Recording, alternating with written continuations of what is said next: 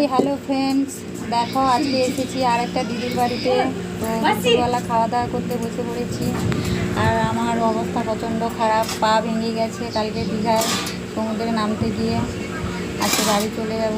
আর এখানে দিদি ভাত বাড়ছে, দেখো আমার বড় দিদি এই ভাত বাড়ছে। বোনের বাড়ি থেকে এলাম, আর এখানে এখন বড় দিদির বাড়িতে এসছে, এরকম ভাত বের করছে। আর বড় দিদির মেয়ে সেখানে দাঁড়িয়ে আছে। এই যে আমার বড় দিদি কি বানিয়েছে দেখো লাঞ্চে।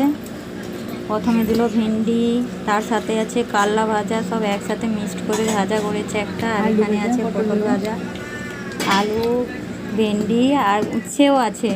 এই যে উচ্ছে ভাজা করেছে সব রকমের সবজি দিয়ে। আর করেছে আজকে নিরামিষ, শনিবার তো সোয়াবিনের ঝোল করেছে। এই যে সোয়াবিনের ঝোল আর ডাল করেছে, আর পাকা আম।